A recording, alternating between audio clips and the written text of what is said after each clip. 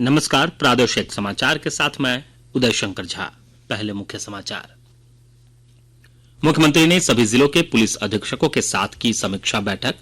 उग्रवाद और अपराध नियंत्रण समेत पर्व त्योहारों पर विधि व्यवस्था बनाए रखने का दिया निर्देश। रांची स्थित सीआरपीएफ कैंप में शहीद सीआरपीएफ जवान चितरंजन कुमार को राज्यपाल और मुख्यमंत्री ने दी श्रद्धांजलि। कहा, शहीद के परिजनों को दी जाएगी हर संभव मदद।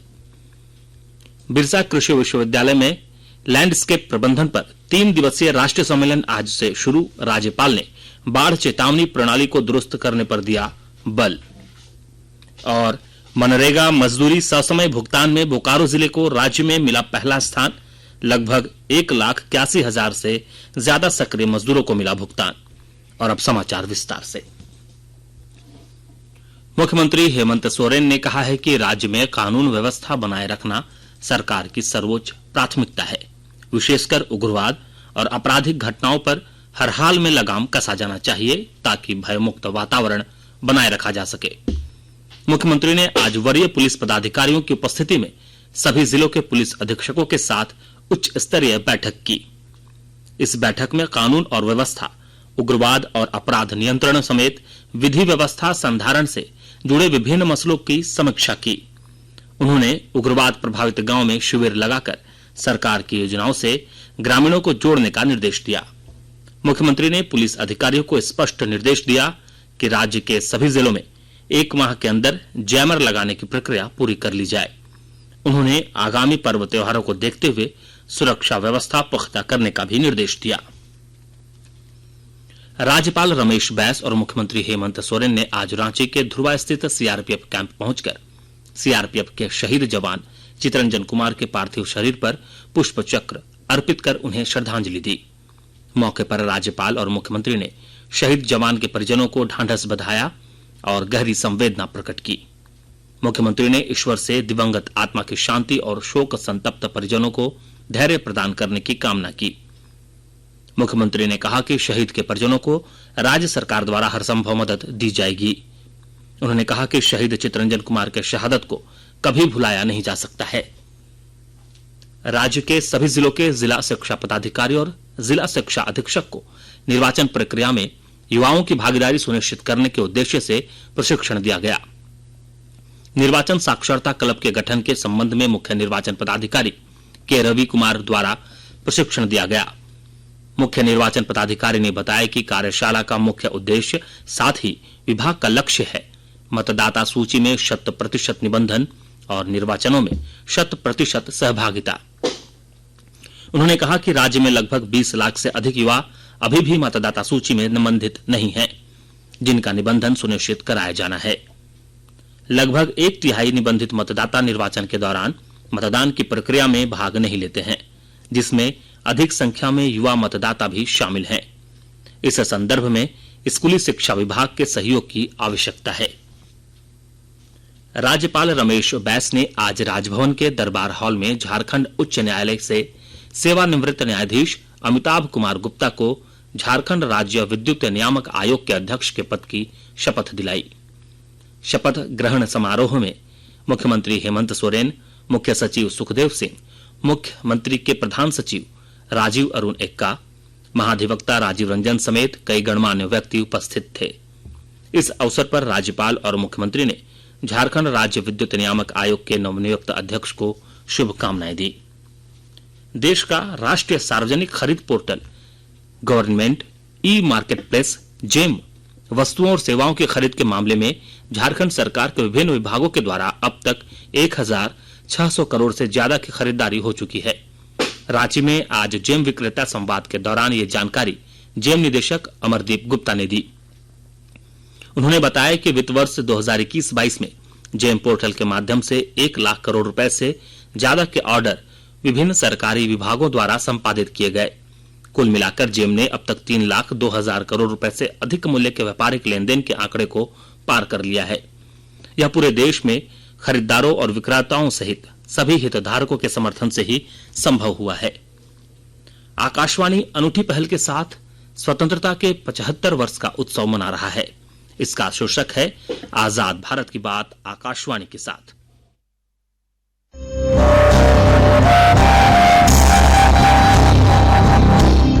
आजाद भारत की बात आकाशवाणी के साथ स्वतंत्रता के 75 वर्ष का उत्सव, जीवंत यात्रा की स्मृतियां, स्वतंत्र भारत की उपलब्धियां और कुछ रोमांचक पल। तो आप भी जुड़िए और सुनना न भूलें 15 अगस्त से प्रतिदिन हमारे FM गोल्ड 100.1 और दूसरे चैनलों पर आजाद भारत की बात आकाशवाणी के साथ।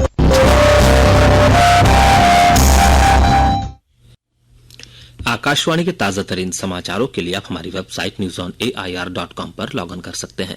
ताजा समाचार Twitter handle @AIR news alerts और Facebook page all India radio news पर भी उपलब्ध है। आप प्रादेशिक समाचार एकांश के ट्विटर हैंडल @AIR न्यूज _रांची और फेसबुक, इंस्टाग्राम पेज तथा YouTube channel AIR news Ranchi पर भी हमारे बुलेटिन सुन सकते हैं। प्रादेशिक समाचार आप आकाशवाणी रांची से सुन रहे हैं और अब पेश है कोरोना से बचाव के कुछ संदेश। कोविड-19 से बचाव और सुरक्षित रहने के 3 उपाय। मास्क लगाएं, 2 गज दूरी है जरूरी, सुरक्षित दूरी रखें, हाथ और मुंह साफ रखें।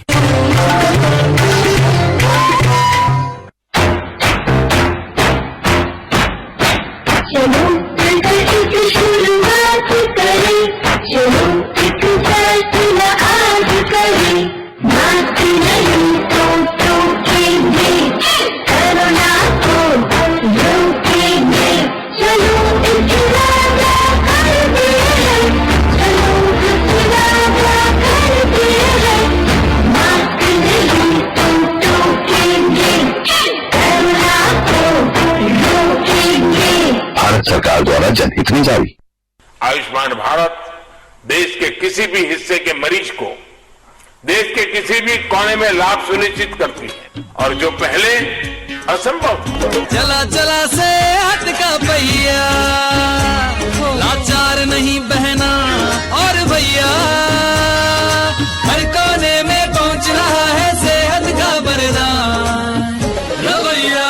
माननीय प्रधानमंत्री श्री नरेंद्र मोदी जी के मार्गदर्शन में सफलतापूर्वक चल रही है आयुष्मान भारत योजना। प्रधानमंत्री जन आरोग्य योजना के अंतर्गत करोड़ों लाभार्थियों को मिल रहा है 5 लाख रुपए तक का मुफ्त उपचार। योजना के तहत सूचीबद्ध सरकारी व निजी अस्पतालों के माध्यम से अब तक करोड़ों लाभार्थियों को मुफ्त उपचार मुहैया कराया गया है। आप भी आयुष्मान भारत योजना में अपनी पात्रता के विषय में जानकारी प्राप्त करने के लिए 14555 पर कॉल करें या अपने नजदीकी CSC या सूचीबद्ध अस्पताल में संपर्क करें। मुकेश, तुमने सुना? मुख्यमंत्री श्री हेमंत सोरेन जी के कुशल नेतृत्व में सरकार ने एक और वादा पूरा किया है। कौन सा वादा विनीता? झारखंड में 1 सितंबर 2022 से पुरानी पेंशन योजना यानी OPS लागू हो गई है। अच्छा, यह तो राज्य कर्मियों की बहुत पुरानी मांग थी। हाँ, सरकार के इस निर्णय से झारखंड के लाखों राज्य कर्मियों एवं उनके परिवार का भविष्य सुरक्षित हुआ है। वाह, सरकार जो कहती है उसे पूरा करती है। मैं बोलने पर विश्वास नहीं रखता, मैं काम करने पर विश्वास रखता हूं। मेरे लिए तो ये अमृत वर्षा है और अंतिम सांस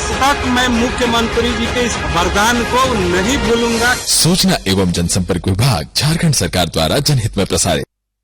Come on boys, let's go practice। अरे रुक यार, मेरे बैंक अकाउंट में गलत एंट्री का प्रॉब्लम हो गया है। तो बैंक को कंप्लेन करना। बैंक को लिखे 1 महीना हो गया है, बट वो गुटली डाले जा रहे हैं। तो RBI के बैंकिंग लेखपाल को इन्फॉर्म करो। रुक, मैं समझाता हूँ। जैसे क्रिकेट में थर्ड अंपायर, वैसे ही RBI का बैंकिंग ऑफिसर। RBI कहता है अगर बैंक आपकी कंप्लेंट को 1 महीने में नहीं सुलझाता तो आप RBI के कंप्लेंट मैनेजमेंट सिस्टम पर ऑनलाइन कंप्लेंट कर सकते हैं। ये RBI का आसान तरीका है आपकी कंप्लेंट सुलझाने का, और वो भी फ्री।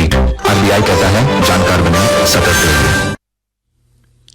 प्रादेशिक समाचार में आपका एक बार फिर से स्वागत है।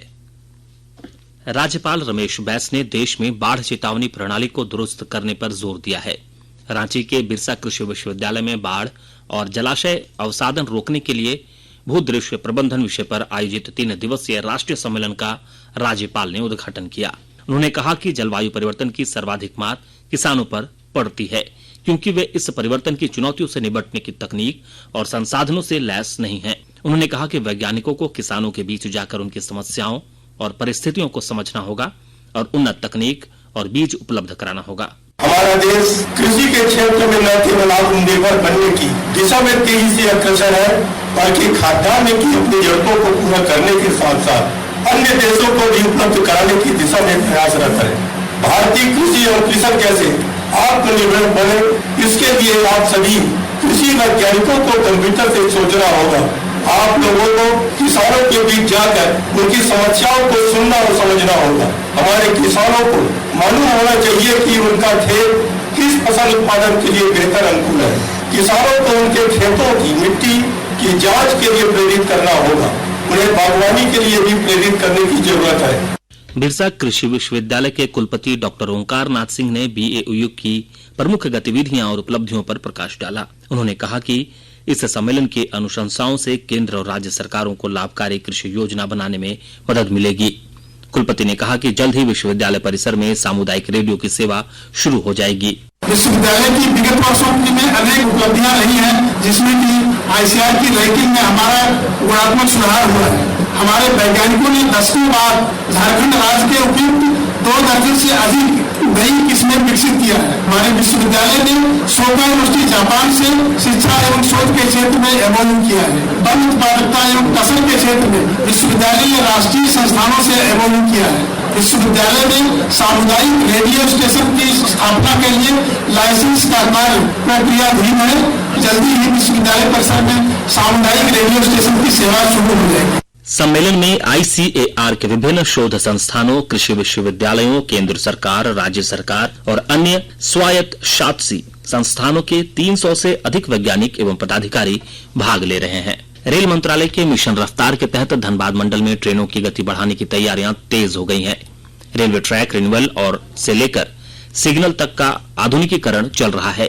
आज पूर्व मध्य रेल महाप्रबंधक अनुपम शर्मा ने कार्य प्रगति को लेकर गया से धनबाद तक का विंडो निरीक्षण किया। मनरेगा मजदूरी ससमय भुगतान में बोकारो को राज्य में पहला स्थान प्राप्त हुआ है। ग्रामीण विकास विभाग द्वारा जिले के सभी गांवों में औसतन 11 योजनाएं संचालित है। उपायुक्त कुलदीप चौधरी ने बताया कि जिले में सक्रिय मजदूरों की संख्या लगभग 1,81,000 से ज्यादा है। उन्होंने बताया कि जिला ग्रामीण विकास विभाग द्वारा केंद्र और राज्य सरकार से प्राप्त दिशा निर्देशानुसार सभी मजदूरों का मानदेय ससमय भुगतान किया गया है। साहिबगंज में जल शक्ति मंत्रालय के निर्देशानुसार जिले के सभी प्रखंडों और पंचायत स्तर पर स्वच्छता ही सेवा अभियान चलाया जा रहा है। 15 सितंबर से शुरू यह कार्यक्रम 2 अक्टूबर तक चलेगा। इसके तहत विभिन्न गतिविधियों का आयोजन किया जा रहा है। आज पंचायत स्तर पर प्लास्टिक के उपयोग को पूरी तरह बंद करने के लिए स्वच्छता रैली निकाली गई। जिला शिक्षा परियोजना साहिबगंज के तत्वाधान में सिद्धू कान्हू स्थित सभागार में जिला स्तरीय मुखिया सम्मेलन का आयोजन किया गया। विद्यालयों में सही ढंग से राष्ट्रीय शिक्षा नीति का क्रियान्वयन, बच्चों का ड्रॉप आउट प्रतिशत कम करना और अधिक से अधिक बच्चों का एनरोलमेंट विद्यालय में सुनिश्चित करना सम्मेलन का मुख्य उद्देश्य है। और अब अमृत महोत्सव क्विज। आजादी का अमृत महोत्सव।